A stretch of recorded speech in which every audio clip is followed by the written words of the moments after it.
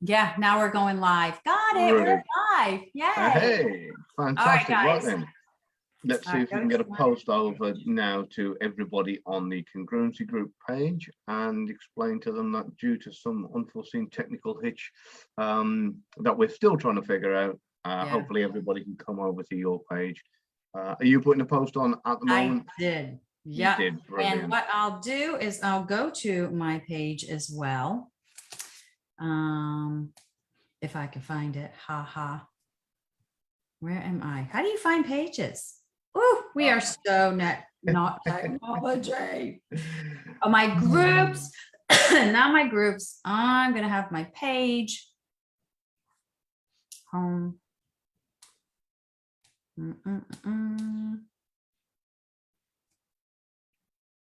Let's see. Yeah, I can't even find that. What the heck? Gav, can you find my page? I've closed the tab because I wanted to stop the feedback that we weren't getting last week. This is great. Oh, right. Yeah, we could have gone live, but you're not physically here with me, so we can't go live. Oh, no, we'll have to sort that out soon. Yeah. All right. Let me find out how to get to my own page. We have the live stories. You should be able to just go in the search bar and type in Lena Sisco. I found it. Yeah, look, and we're here. We're live. I know, it was me last week. Right, everybody that's here with us so far, thank you so much for being patient. Hopefully a few more will join us in the next few minutes. Really sorry about this. We cursed it when we were about to go live by saying we're getting good at this going live malarkey, and then next thing you know, we hit the go button and the whole thing decided to say computer says no. So we are on Lena's page this week. Hopefully people are getting the message and coming over. I know there's one or two people in the comments, so thank you very much. If there's anybody in the audience there and you know that somebody's still waiting on the other page, please tag them in this. Please let them know. We have sent messages out, one or two other things, so hopefully everybody will be joining us shortly with a bit of luck. Yeah, I just said hello to everyone and I'm watching us. Oh wow. All right, so we'll wait as everybody gets tagged in, and because this is a public page, you don't have to get permission from me to be accepted or anything like that. You can just hop on in and view our live session. Brilliant. And tonight's going to be a good one, even though we've eaten up 20 minutes of trying to figure this out. Dear me. We know humans, we don't know machines, so let's hope we never have to go battle the Terminator. Oh, all right. Well, let us know that you're here. I'm looking at everybody. Everybody's waving. Elliot, Sarah, Beth, thank God for her. Perry, Brian, Mia. Oh, all right. Very cool. You guys are coming in. Everybody's coming in. Oh, thank you, guys. Wow. And I still don't know the gremlin that wouldn't allow me to go live.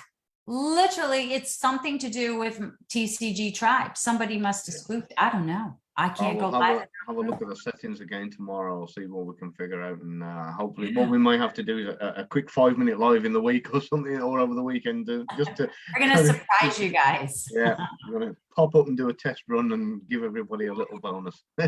There you go. I like that. All right. So just know that this week is an anomaly. We're going live here on my page, but we will be back in the tribe, hopefully once we figure out the gremlin that took over.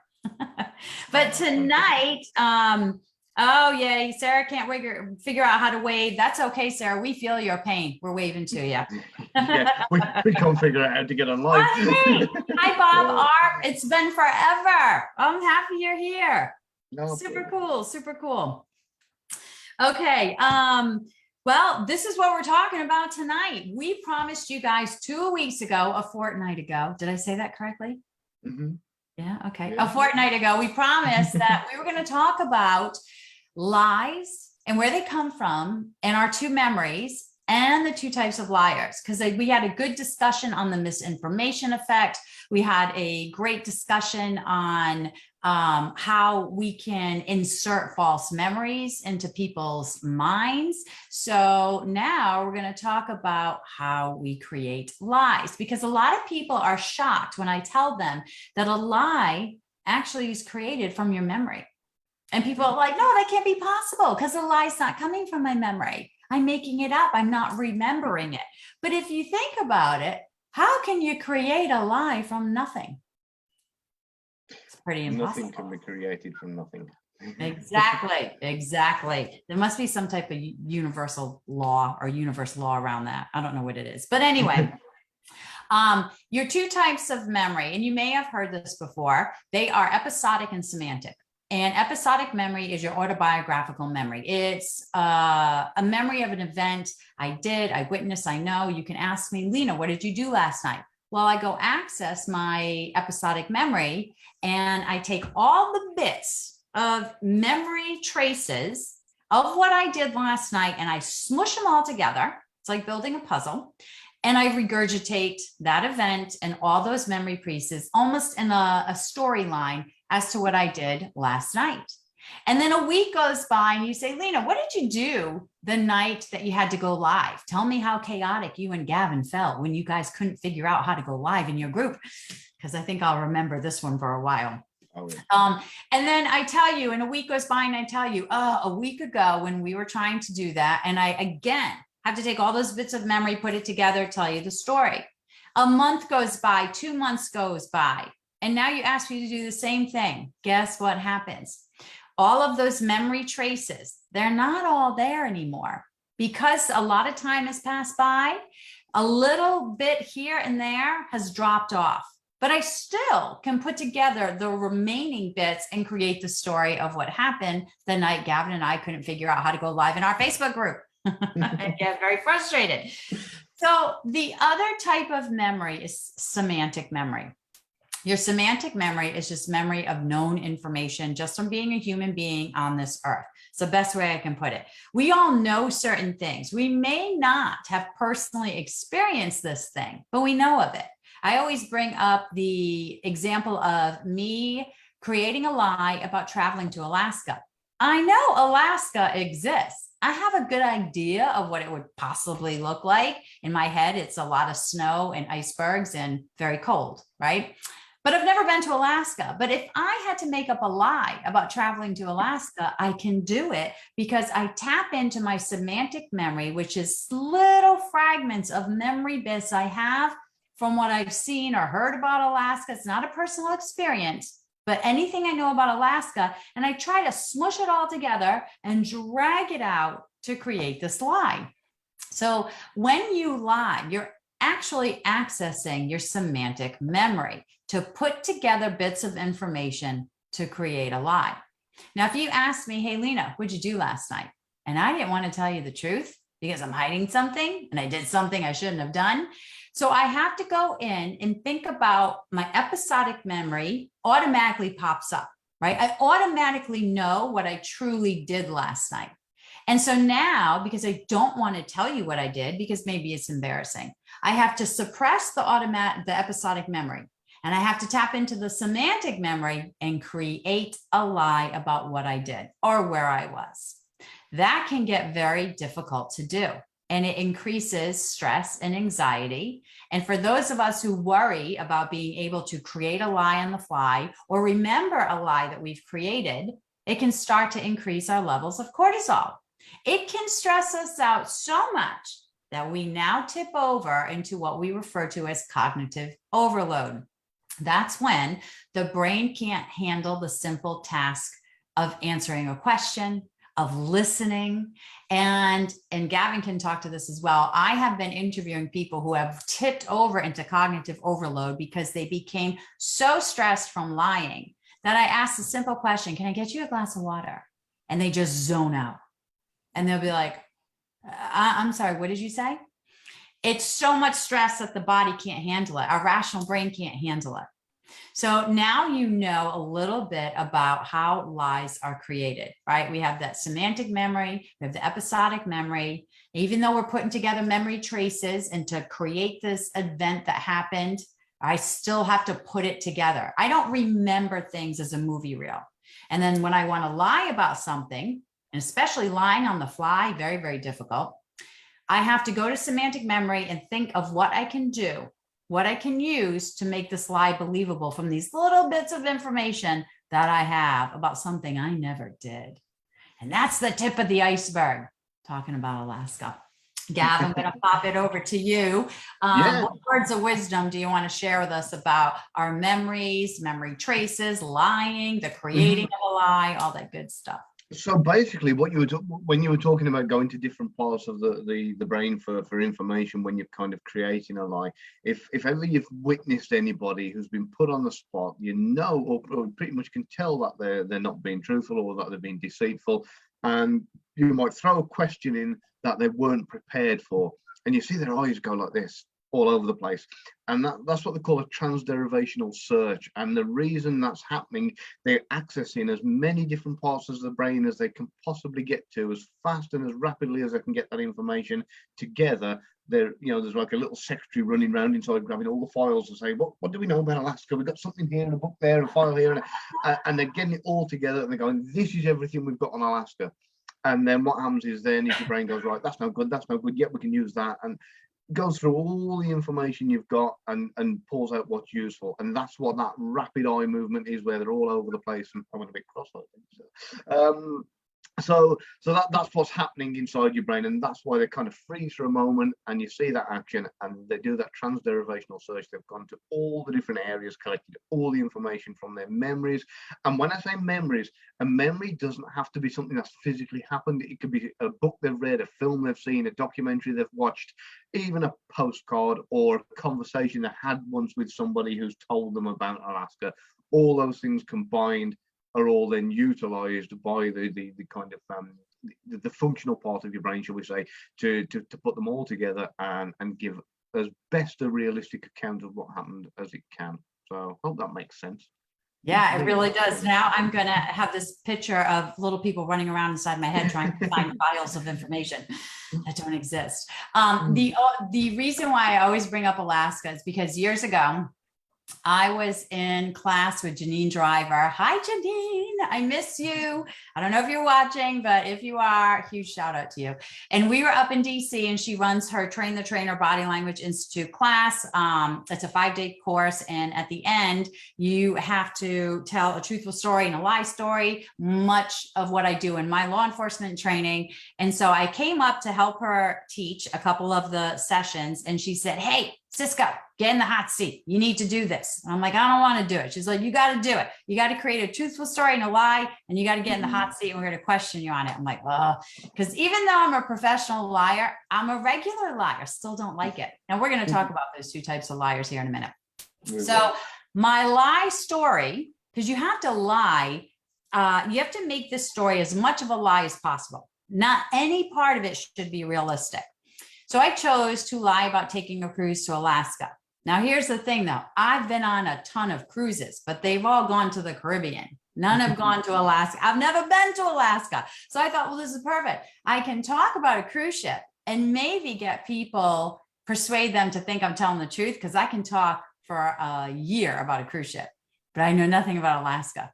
So as we're going through, right, I tell my first story. And people are like, I don't know. And they start asking me questions. I tell the second story about Alaska. And as I'm going through, son of a gun, somebody asked me what ports I stopped at. And I was like, oh, I don't know. Man, oh man, I had my secretaries doing backflips in my semantic memory. I'm like, please come up with something, anything. I know Anchorage is in Alaska, right? I know this, but do you think that I could remember it at that point? So what do I say? I say a port in Nova Scotia. I don't know where it came from.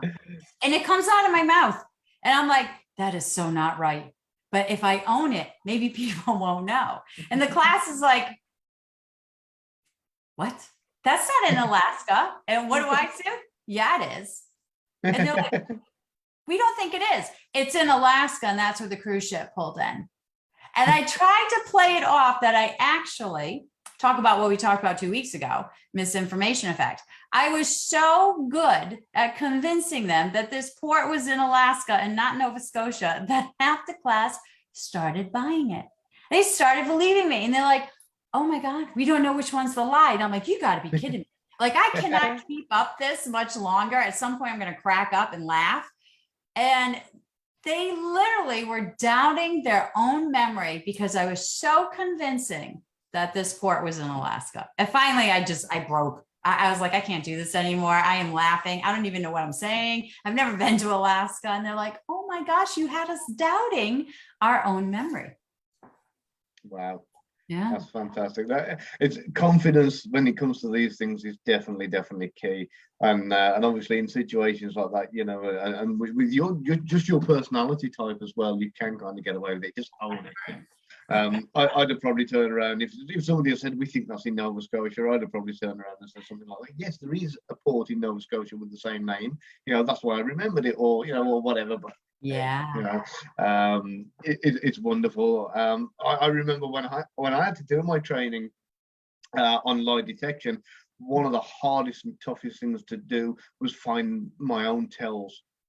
And it was done by watching the video back, because we, you know, if you watch a video of yourself back being interviewed, you know when you were lying and when you were being truthful, so therefore you know what you do, how you act, how you speak, that kind of thing. So you watch it back, you learn your tells, and then you learn to do one of two things: either control them or use them all the time so frequently that you, whether you're telling the truth or telling a lie, people don't know. So yeah, bit of both, mix it up, why not? So hopefully we've got everybody over now. Thank you everybody for coming over, and I think we've got a couple of more people. So if you like what you've seen so far, please give us a little thumbs up, or just write thank you, write great or something in the comments. Thank you to Helen for pinging everybody in and tagging people as well. So I know. Thank you, Helen, bringing the tribe over to a brand new page last minute. Oh, I'm loving. Thank you guys, much appreciated. Alicia says, "Help! I already can't remember what you just said." Ha. Well, I'm going to address that as well in a moment. We're going to go through that. And even Beth said, you know, she's like, "Hey, I've witnessed that where all of a sudden I start to doubt my own knowledge." I tell you, if you have a truly convincing liar, they can make you do that, and it's scary. Oh. It's very scary. But I guess I was scary at that point, because people started believing. What is a port in Nova Scotia? What's the famous one?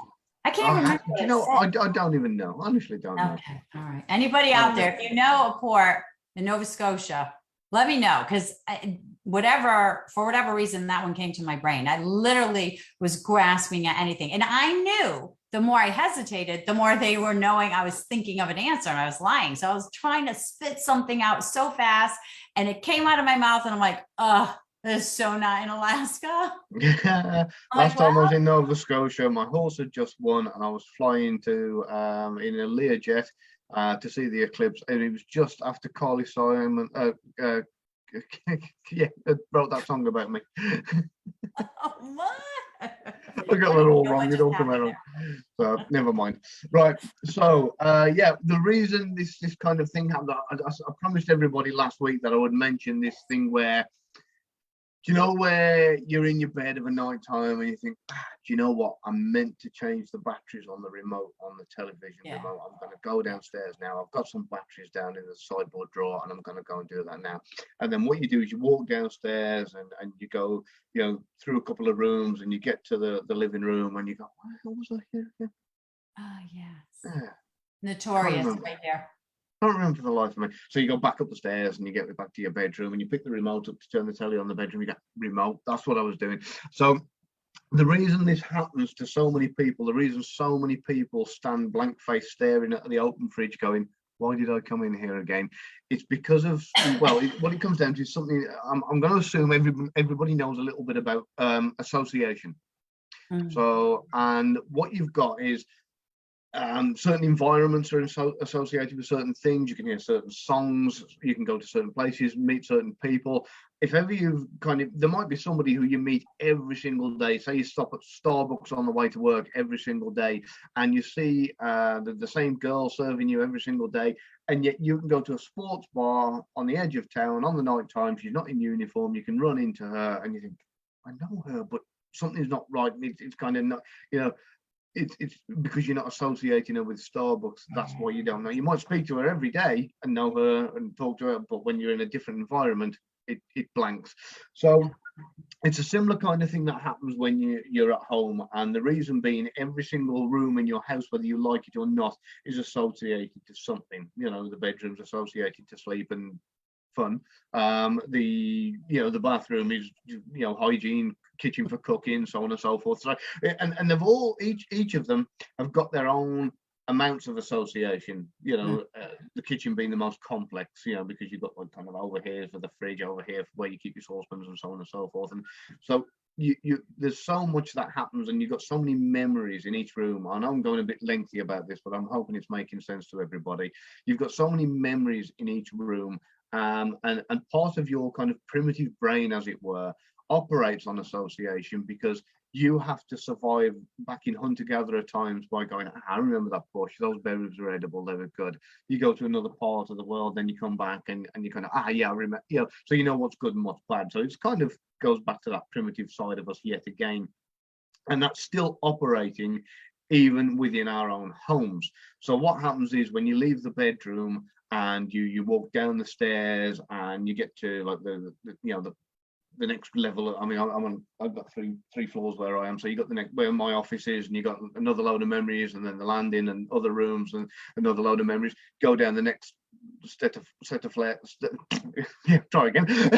Flight of stairs, and you're in another part of the house, another load of memories, and then you go, say, through the kitchen and into the living room. And by the time you've got there, you've got through several different layers of association. And when you get back to the living room, you've got this whole new environment again, and your brain is literally taking in every room on the way down to say, what are we here for? What do we do in this room? What do we associate it with? What, and it spurs on more and more and more thoughts, especially the longer you've spent in a particular place, because the more years you've lived at a particular house, the more memories you've got, the more association you've got. So by the time you've got to the living room, you've triggered that many different memories and associative kind of triggers, that you get to the living room and it's been like walking through fog, and then you get there and you go, totally forgot what it was. Wow. When you finally made your way back upstairs and you lie in the bed and pick up the remote to the TV in the bedroom, you go, remote association again. It's just told you associated the remote with what you were doing, and that's why you go, that's what I meant to do, change the batteries in the remote. So there you go. That is a summarized version of the psychology behind why we walk from one room to another and completely forget what we've gone in there for. Wow. I didn't know that. That was pretty cool. Brilliant. Well, now you know how it works. Next week, we'll show you how to stop it from happening. Oh, okay. All right. Because I'm notorious for doing exactly that. But you know what? I also say, well, I'm getting my exercise. I'm running up and down flights of stairs all day long, going into a room and going, I did it again. Back up to where I originally had the thought of wherever I went, right? And trying to look at something to trigger why I went downstairs in the first place. Yeah. I have to say, John Paxton got my port, Halifax.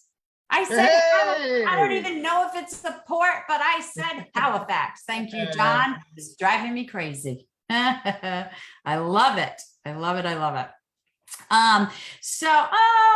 Summer. Hey, Summer. First time viewing us live. Well, hey, hi, Summer. Maybe this happened for a reason. Maybe we're supposed to go live on my page just to tell everybody that I have a private group called TCG Tribe, that when you join, and doesn't cost you anything, I just admit you into the group, or Gavin does. When you join this group, it's all about human behavior. And so we go live every other week, every fortnight, and we talk about random topics that we like to share with you. We read your comments, we answer your questions. On the opposite nights of us going live, we're on Clubhouse. So next week we'll be on Clubhouse, back to the original time at 6:30 p.m. to 7:30 p.m. The following week, we'll be back. Well, I don't know where we're going to be back. Hopefully we'll be back in TCG Drive, trying to go live when I figure out the gremlin that wouldn't allow me to do so today. But, you know, maybe everything happens for a reason. We're reaching a wider audience on this page. So yeah, but we'll definitely be going back live in the tribe group as well. But we're happy you guys are here. And Gav, do you want to say anything else about lies, memories, before I get into talking about the two types of liars really quick? And then we're going to segue into something we've created for you guys called the Fab Four elicitation techniques. Hey, I will quickly plug Eric's channel, because we did a great show on the there's a trial going on between a celebrity couple. Oh god, it's that guy that played the Pirates of the Caribbean. That's the one. I'm sure you've heard of him. So if you go over to YouTube, search for Eric Hunley Unstructured, and there's 3 particular videos. Lena did one, I did one, and we did one together. Obviously Lena's is the best, we know that. All right, so you know, kind of keep it coming to yourself. But brilliant. Have a look at that, check it out, because there's some good stuff in that. And we are, I believe, going back on again soon, I think, aren't we? We're what? Oh yes, we are. We're going back on again soon. So please check that out. I love it. Right. So Gavin, we have to do a shout out to you. Brian said, hey, I'm waiting for Gavin's first wittism. And Beth said, it's not a wittism, it's a Gavinism. I'm sure one will drop out at some point. I love it. All right, let's talk about our two types of liars really quick before we segue into some conversational techniques. All right, so there's 2 types of liars out there. Typically, you have regular, they call them, and powerful. It does not mean that this powerful liar is a good liar. You'll catch them in their words every single time. But a regular liar is most people. And most of us don't like when we lie, because we have that nervous energy. We have anxiety because of just what we talked about. Creating a lie is difficult. And then when you get challenged on your lie with a question you did not expect, such as, what port did you stop in Alaska? And you come out with Halifax, which doesn't make any sense, right? It increases your anxiety even more, because you know you're going to get found out. So regular liars, we're always worried about creating the lie and keeping it up and remembering it. We're also worried about getting caught in it. That's a lot of worry. And so all that worry starts to kick off the stress response system, and then cortisol, our stress hormone, releases in the body. We experience physiological responses to cortisol. It could be sweating, flushing, paling, shaking, drying out, forgetting things, right? And if we get so emotional and we're stuck in our limbic brain, which is our emotional brain and not our rational brain, prefrontal cortex, and we're stuck in that limbic brain, our lie is going to unravel. We will not have the cognitive ability to remember details or create them on the fly. Now, you keep hearing me talk about this lying on the fly, right? Lying on the fly, meaning Gav asked me a question and I was like, all right. Somebody asked me what port in Alaska. I'm like, ooh, I didn't plan for that. So I have to lie on the spot. I call it lying on the fly. Very, very difficult. Much more harder than remembering a lie I made up. And I'm like, okay, I'm just going to tell Gavin that I did this and that or whatever. That's easier to do. And it's less taxing on the brain, but it's still difficult. Now, put yourself in a position where you're in a conversation and all of a sudden you've created this lie, you've said the lie, and now you're getting questioned on the lie. At some point, if you're a regular liar, you're going to combust. You're going to hit into cognitive overload. You're going to screw up your details. You're going to leak a million indicators of deception, and you're going to feel super, super nervous. And then at that point in our line of work, we like to create a very safe environment. So you want to tell the truth and get rid of all that yucky feeling. Now, the other liar is a powerful liar. And Gab, you can talk to this. They're not good. The thing is, they just don't stress out. They don't care. There's no anxiety because their focus is on the reward of the lie. They're like, ooh, I'm going to get out of jail. I'm going to send this person to jail. They're going to take the rap for me. I'm going to get a lot of money. And so that reward is what takes over the brain. And that's what they think about. And the reward makes them feel good. So guess what happens? Or guess what doesn't happen? The stress response system doesn't kick off and they appear to be calm and confident. Yeah. But they're not.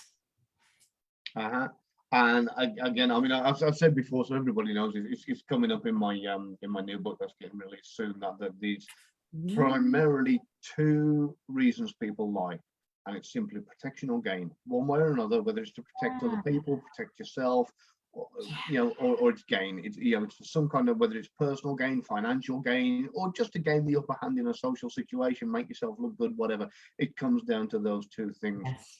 So you do have this kind of thing, what Lena was saying, where about the kind of cognitive overload on the brain when people are getting stressed. And if you get these good liars and they are confident in themselves, they can kind of sit back, I don't care, then the way to get around that is to raise the stakes. And it's easily done. So, I mean, I'll ask you a question, for example, Lena. Lena, what did you have for breakfast this morning? Do I have to lie or can I tell the truth? Just tell the truth. Okay. I had an espresso. There you go. Nice and simple, easy question, and answered, without too much aggravation. Now, imagine I say it more like this. Lena, I want you to think very, very, very carefully about the next question I'm going to ask you. Right? Take your time. And when you answer me, I want you to be 100% truthful, because I can't tell you how pivotal your answer is going to be, and you will understand why further down the line. So I want to know, and don't just answer me. I want to know what you had for lunch. Take the time to think about what you had for lunch before you tell me. Do you see the difference in the delivery of that? You see how you raise the stakes with that so much that people are like, yeah, what do they know? What does he know about what I was doing at lunchtime? And of course, you can use it with anything. You can do it with anything. You can just raise the stakes. So you don't have to necessarily have a kind of a huge risk factor or some kind of, you can literally do it just by using the psychology of making the person believe that there is a lot more at stake than you just wanting to know what they had for lunch. So this is kind of one of the ways, one of the methods that I've used time and time again. So I hope that helps a little bit. Oh, I loved it. That was very clever. Very, very clever. And of course, the latest research apparently now shows that if you want to get the truth out of people when you're talking to them, and you think they're possibly going to lie about it, get them to do a job. Get them to do something whilst you're questioning them. Because of the cognitive overload, the brain can't function. I know this from studying body language. Like if you watch a liar, they generally get very, very, very still, very withdrawn.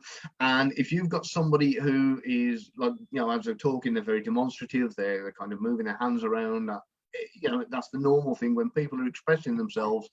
Whereas when somebody's lying, I can't imagine who, but say there's like a witness on the stand going, he slapped me, and then we, and they're not moving very much. It's because the cognitive, load on their mind at the time with the lie is taking up every bit of energy that they've got. They've got to get their answers right, so they're not putting their energy into hand movements and gestures, so they become very still. So if you can bear that in mind and think about the person that you want to quiz, get them to do anything. Doesn't matter, but the washing up, anything. Get them to stand at the sink washing the dishes while they're doing it. You ask them about their story. If they stop washing up and they start thinking about what's going on, you can see that obvious cognitive overload, because they're using that much brain that they can't even wipe a dish. So lovely little tip for you. And luckily for me, I have a dishwasher. That's that is good. All right, I'm just checking in. I like to protect or gain. John says I like this. It is so true. Thank you. Yeah. It really is. It's like even self-preservation. It's protection, right? Guilt, embarrassment, shame. It's all protection. It all comes down to those two things. So if you like those little tips, give us a little love heart just to let us know. And if you like that kind of thing, then click on the love heart next to the comments, just so that we can use it as a guide to them want to bring you more. Hopefully we'll get a few more for you. Oh, there we go. There's the first love heart. Somebody liked it. There we go. Brilliant. Thank you. Oh, somebody said Chris Watts is a good example of that. Yes. Yeah. Perfect. Yes. Perfect. Yeah. Well said. Well said. You know, I'm going to throw it out to you guys. I would love to pick apart a celebrity. Well, an infamous person. I would love to pick up. Chris Watts would be a great person to go through. Or maybe we just do a case study, the case file. You got so many people to choose from. We have so many. So maybe we do that on one of our lives. Do you know, I would love to what I wouldn't give to be in a room for kind of 30 minutes with Ted Bundy. I'm sure I'm not the first person to say that. I would not want to. Oh, no, it'd be fine. Yeah. Nothing to worry about. But yeah, no, really, really what I would love to be able to interview him and talk to him and dissect his work. You know, it'd be really interesting. Steven Seagal from Brian. Yeah. Oh, yeah. That'd be good. Yeah, that'd be fun. Yeah. My Russian's a little rusty, but other than that, I think possibly Putin. I would like to see that. So Glenn said, hey, Johnny Depp, any thoughts? Oh, Barry Morphew. Oh my gosh, yes, would love that. So Johnny Depp, Glenn, if we were on Eric Hunley and we talked a lot about what we observed in both Johnny Depp and Amber Heard's during their testimony, both verbal, nonverbal, and I guess it's to sum it up, a lot of indicators of deception on Amber Heard's part with inconsistencies, incongruence, behavioral incongruence, fake embellished emotions, her inconsistencies in details and information, her overselling of stuff. And then when they would pan to her while Johnny Depp was testifying, you could actually see the true emotions of shock and disgust, anger. Now, Johnny Depp, he did answer one question. I was like, oh, no, you are leaving out a big chunk of information there, buddy. Yeah. But on a whole, very inconsistent and congruent with his nonverbals and his verbals. And a lot of what you see in that testimony is him. Like you can see it in his actors that he plays, and they're both actresses. You're seeing a lot of that playing, but his baseline remained very consistent. Amber's did not. And of course, you have the evidence to back it up, and you can hear her taunting him and that kind of stuff in the phone calls. Yeah, but someone said, who would you consider the most prolific liar? I was from Sarah. Hi, Sarah. Sarah's a legend. So yeah, who would you think is the most prolific liar? Prolific. Well, let me tell you, one individual comes to mind, because maybe not prolific, but narcissistic liar. Just lied incessantly multiple times. Luckily, he is in jail right now, and that is Drew Peterson. Oh, okay. Yeah. I think for me, because I got this thing. I don't know if I can say his name on Facebook or anything like, because it'll probably get censored or something. But if you can all imagine, like a short bloke lives over there somewhere. He's one of those fellas that he kind of.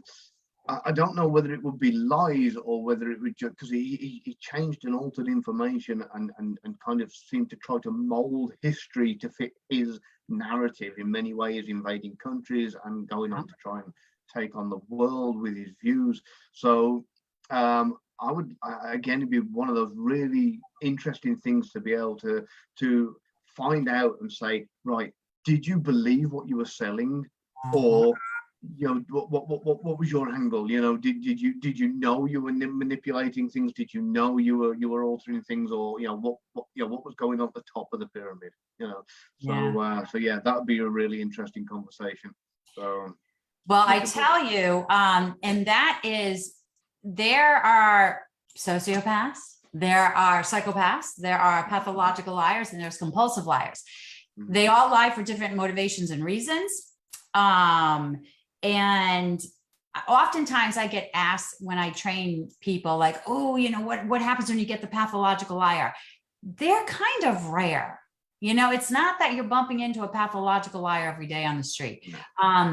But the difference, if you're curious and want to know, because I literally just did a bunch of research and on this, is I'll share with everybody. So psychopath, right? First, let me read a sociopath. A sociopath has a conscience. a weak one, but they have a conscience. A psychopath does not. When a psychopath lies, he or she doesn't feel moral qualms about it. They both lack empathy, and they use manipulation and reckless behavior to get what they want, both. So perhaps could fall into that, right? Highly possible, yeah. Highly right? probable. And they don't fear the consequences of their behaviors. So Mm. sociopath and psychopath do not fear. Now, a psychopath can be skilled in faking interest and empathy, whereas sociopaths, they don't pretend. They're like, whatever, I'm not interested, I'm not interested. And so they're out for themselves in that essence, and blame others or make up excuses for others or make up excuses for their behavior. So that's that. And this is, you can look up WebMD and get these definitions. A pathological liar. So they lie to get their way with little regard or respect for the rights and feelings of other people. It's viewed as a coping mechanism and usually associated with some other mental health disorders such as APD, NPD, which is the narcissistic. Could even be a little bit of what am I looking for? There's something that just came to mind, but I forgot it. But they are difficult to catch because they are consistently making up stories. So it's super hard to differentiate when the truth is coming out because it's constantly this lie upon lie upon lie. All right. So that's why it's difficult to know when they're telling you the truth. Yes, you're going to see and hear indicators of deception, but you see them at this baseline rate. So you're going, is this just who they are? They know how to be confident when they're lying. So they could almost look as a powerful liar, and they'll look you right in the eye as they lie to your face. And so sometimes people are like, ooh, that could be a good indicator. Sometimes, I've had people, Gav, I think you'll agree. I've had liars just have great eye contact with me. I've had liars who glare. I have liars who refuse to look anywhere near me. You just baseline people, you're going to get the gambit. You're just going to get a whole bunch. And that's why it's so critical to baseline. So back to the pathological liar, they exaggerate, they keep changing their stories, and they can live in a false sense of reality. If they're confronted, they're usually going to be defensive, and they may never admit the truth because they don't value the truth. Mm-hmm. Now let's talk about a compulsive liar. Okay. And this is the last one. They lie out of a habit. It's habitual. No matter what the situation is or how significant they have to lie about, it's just a habit. They're going to lie. Whether it's I lie about liking your new haircut or I lie about killing somebody. There's no stake variation, I guess you could call it. Truth telling is awkward and uncomfortable for them. Lying feels right. It's thought to be developed from an early childhood due to being in an environment where lying was necessary. They find it easier to lie than deal with confrontation. They may or may not experience a personality disorder. And if they do, it's usually ADHD or bipolar. It's easy to identify when they lie because their stories and details don't add up. They know they're lying, and they may admit when challenged, but they may not either. So that's the difference. And when you're dealing with these, people who fall under these categories, it gets really challenging. And I saw that somebody had commented on, I think it was Brian, about a pathological liar. So I just wanted to say, hey, this is it. Hi, Brent. Thank you, by the way. He said he likes the new backgrounds. So it's I'd love to hear people's thoughts. So please let us know if you prefer the newer ones or the previous ones. With what you said there about liars and it being developed from an early age, a lot of the time you may find this might come from when they've grown up in a family environment that that is very what's the word I'm looking for? Temperamental, where there's a lot of domestic abuse and violence, and it's a very volatile environment that they've been brought up in, where lying is sometimes essential. Literally within their neighborhood, sometimes it's essential to survival. So, because they know if somebody says, did you break that? Yes, whack, whack, whack, they're going to get beaten. So they've got to lie, or they've got to make something up, or they've got to come up with something. And these are the kind of people who get used to lying all the time about everything because they're trying to stay out of trouble, especially if they've got like alcoholic parents who are abusive, or bigger brothers, or like I say, even on the bigger scale, the neighborhood. So Yeah, glad to see some of the faces back, and glad to see Brent's back. And I want to give a shout out. Eric Hunley said that all psychopaths are narcissists, but not all narcissists are psychopaths. Very true. And somebody said, yes, Hillary Clinton, big liar. Yes. Oh, hey, Brent. Oh, thank you. So people are loving the new background. So I think I was even going to try to like freak you guys out and change them every time we go live. And maybe I will. I don't know. But I was throwing, I'm a child of the 80s.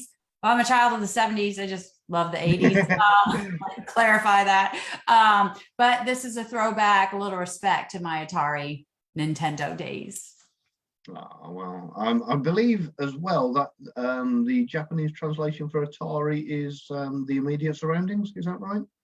What? I did not know this. Right. Can somebody Google that for me and see if I'm right? Because I'm not good with Japanese. I can count to 10 in Japanese, and that's about it. So yeah, I'm pretty certain it means the immediate surroundings or the environment. Yeah. Well, that would be cool. I didn't know it meant anything. Oh, John Paxton says yes. Oh, in the vicinity. In the vicinity. Ah, there we go. In the vicinity. In the vicinity. There you go. I'm saying my Japanese isn't as bad as I thought. There we go. Gavin is close. There we go. Wow. All right. Well, listen, Gav, it's 7:04. We can still keep talking for a little bit. And I know we told everybody that we're going to discuss the Fab 4 elicitation technique. Yeah. Let me do a little pivot in our conversation, everyone. We talked about lying, talked about different types of liars, talked about a memory and lying, and and that's all good. And at some point, we'll of course have conversations about detecting deception, verbal and nonverbal. And it's amazing to have that ability to be able to differentiate when people are telling you the truth and when they're lying, and to really be able to see and identify indicators of both truthfulness and deception. But the problem is, if you don't know how to get the truth, none of that's going to do you any good. So you have these two techniques to get the truth, right? Direct questioning and indirect questioning, they call it. Direct questions, great. It's my bread and butter as an interrogator. I love my questions, but sometimes questions can pigeonhole a conversation, can make a person become defensive. Even if I have really good rapport, at some point they're like, okay, enough already, Lena, stop interrogating me. And so then we like to revert to something called elicitation. And that's your indirect question. And elicitation is brilliant. It's conversational mastery. It's been around for decades, maybe even a century. So the first time I ever used elicitation, it was in 1999. I was a former Navy intelligence officer. I got trained in elicitation because I was in human intelligence. I want to do a shout out to John Nolan. If you have not ever heard of his name or read his book, Confidential, he's like the godfather of elicitation. He really brought that to the business intelligence world. I got trained by him. I worked for his company way back in the day, Phoenix Consulting Group. The book Confidential is amazing. I have been using elicitation all the way back when I was an interrogator in Gitmo in 2002, and all the way through my life. I use it in a private sector, public sector, business setting, for business intelligence, also, of course, for military intelligence and law enforcement and that kind of stuff. It's just a conversational technique to relax people. It's unassuming. You're not asking them questions, but you're still getting the information you want. And you do that in the form of a provocative statement. And a provocative statement is provocative. It provokes people to want to respond. There's 15 techniques I teach, all in the form of a provocative statement. If you look up elicitation, you don't find a lot about this, because you had to have been in intelligence, whether it's military or government, to be able to really learn and know what this technique is. If you don't come from a military intelligence background, you don't know what it is. And so I was fortunate enough to use it, but I thought way back in the day, it was only for spies. It was only for interrogation, but it's not. It's for every conversation where you want to gain information just in a very unassuming manner. And it's really rapport building, and it strengthens relationships. But I tell you, you can get a lot of info, and it persuades people to open up and just to keep talking and talking and talking. So it's brilliant. We were going to go through the Fab 4 techniques with you tonight. We don't have time, but we're going to share at least one. Yeah. The Fab 4. And then, of course, in a fortnight, we're going to go live and talk about the rest of those. because we really want you guys to be able to have conversations and extract the truth and identify and investigate when you feel somebody is not being honest with you. So the Fab Four techniques are these: naivete, flattery, quid pro quo, and my favorite, false statement. I think maybe we should start with my favorite, false statement. Let's go. And then we'll probably have to save the rest for another time. And the reason why I have to jump off is because I'm having cocktails tonight with some friends in town, and we'll be discussing some good human behavior stuff as well.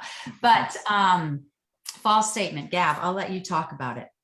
Well, I'll first just let people know that elicitation itself, I mean, it predates all of us before we were even born. It goes, the origins of it were with the OSS before it became the CIA, from when the British were all working together with the Americans in World War II. It was further developed, and it's continually developed to this day by so many different intelligence agencies around the world. It's been used all through the Cold War when we focused on several different areas. Oh yeah, so yeah,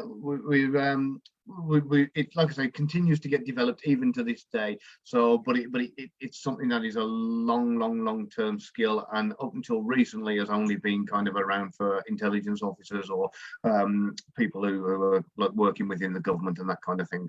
So you have to understand that these particular things, these particular methods, we're going to try and teach you as quickly as we can tonight.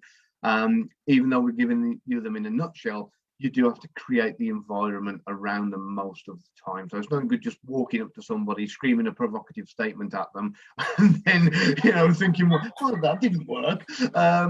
So it doesn't quite work like that. You do have to like quid pro quo. That's it. You get a little bit of dynamic assessment going on with your entire situation. So what I'll do, I'll start with nutshelling the false statement. And it could be absolutely anything. Let's say, for example, you're talking to the captain of a submarine, and you want to find out something about the submarine, something technical about it. So you can turn around and say, so I've heard that the antennae for this submarine is attached to the bottom and then goes down in the depths and bounces the signal from the bottom of the ocean back up, right? And of course, the captain of the submarine is going, no, why would the antennae be on the bottom? The antenna, you've got, you know, we have it in the periscope, and as the periscope goes up, you've got the antenna extending and get. I don't know if I should be saying this. Yeah.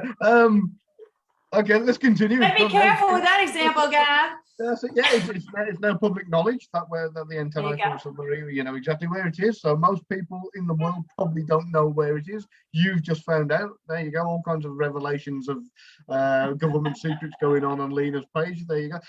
So of course, then you get the information you want. So that gives you your exact kind of false statement by saying something that you assume to be true, and then you are corrected by the expert. So there you go. I want to give a shout out to Bob, Arp, and Alicia, because you guys got to it before I could. Hans Scharf, the German Luftwaffe, not Gestapo, but Luftwaffe interrogator. He mastered elicitation. He got so much information out of American POWs because he befriended them. He was nice and he didn't go into interrogation mode. Exactly. Won them over with kindness. Yeah, I love it. There is, we actually knew, I love it. So there was a false statement. I'm also going to plug Eric.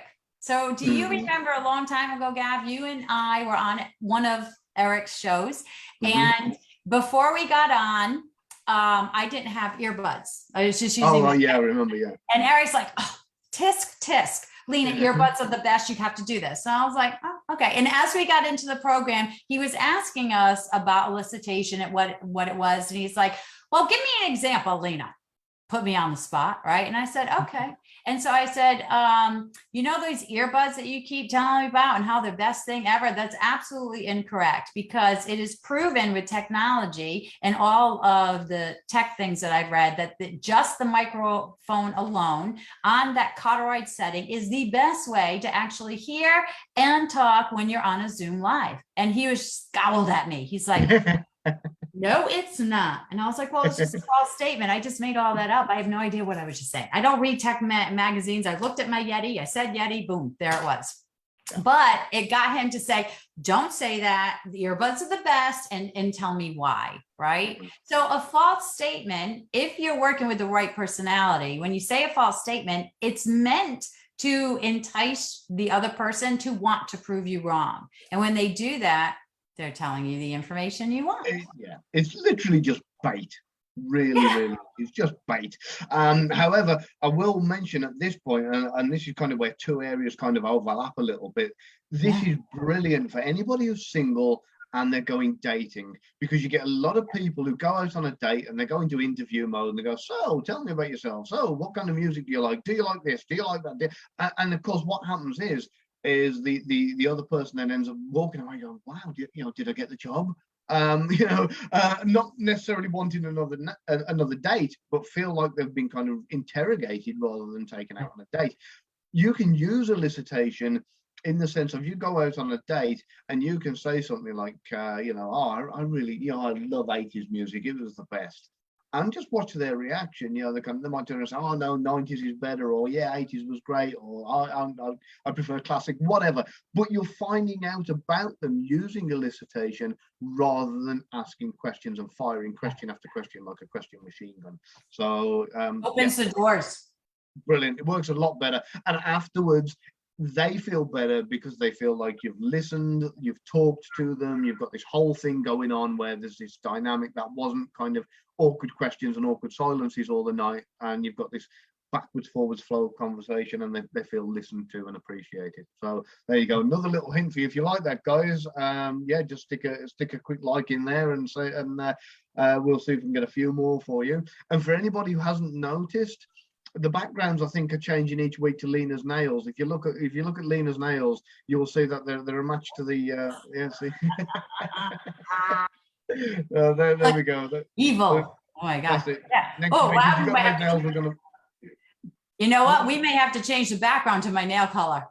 yeah, that's where we're going to go, I think, next week. So stay tuned, tribe, because I think we're going to have some clever surprises coming up for you in the future. Oh yeah, definitely. We've got some good stuff coming, and we're going to teach you some fantastic elicitation skills. Remember, I mean, Lena, how many people do you teach elicitation to in your school? I mean, the people you train are like what? I mean, we're not just talking like kind of a group of civilians. We are talking. Go on, do the thing. What's the thing? No, well, so it now, because I've gotten the word out a little bit, I train U.S. Marshals, all state and federal law enforcement, special forces, but I also play red cell. So I get hired by special forces around the country to test their forces. And I can't say any much more than that, but I also teach them as well. I teach the military, government personnel, and all businesses. Real estate agents, salespeople. If you're in sales, you want this technique. CEOs, etc., entrepreneurs. It's just, again, it's a great way to get information. It's a great rapport-based, non-accusatory, unassuming way to master a conversation, get the information you want. It's brilliant. It's just a great tool. All right. With that said, I'm going to turn into a pumpkin soon.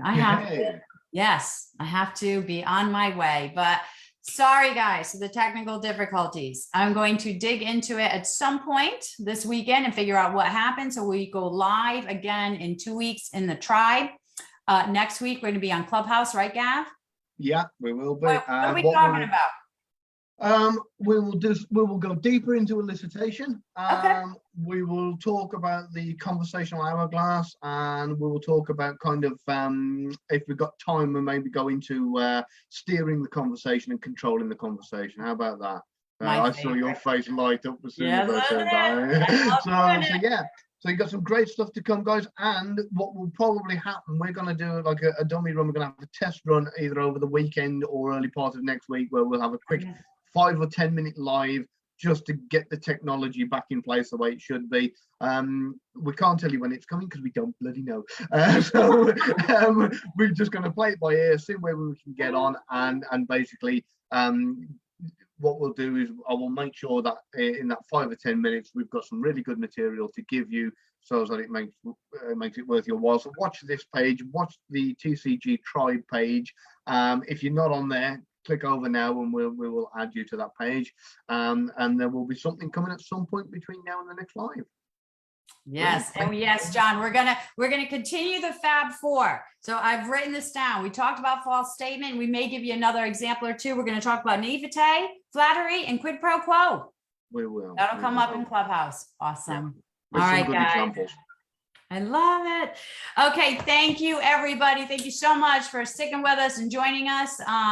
Catch us 6:30. Oh, coming in. I know. 6:30 p.m. East Coast time. Next Thursday, we'll be on Clubhouse. If you don't know what that is, it's an app. All you have to do is download it. And I think you can automatically join now. Before you have to be and all this other stuff. Now it's a little more open. So, yeah. Brilliant. Right. Right. Thank you, guys. And yeah, see you next week. Enjoy your cocktails, Lena. Oh, thank you. I can't wait. I'm having a 007 martini. My gin martini, shaken, not stirred, with olives, please. Wow. Do you know 007 is the international dialing code from the UK to Russia? Whether that is where the code name for 007 for the Bond series actually came or not, I couldn't tell you, but there you go. Another little bit of information that most people don't know. I like that little spy thing. We might have to add a little spy tip at the end of every live. Yeah, why not? That sounds like a good idea. Okay. All right. You're in charge.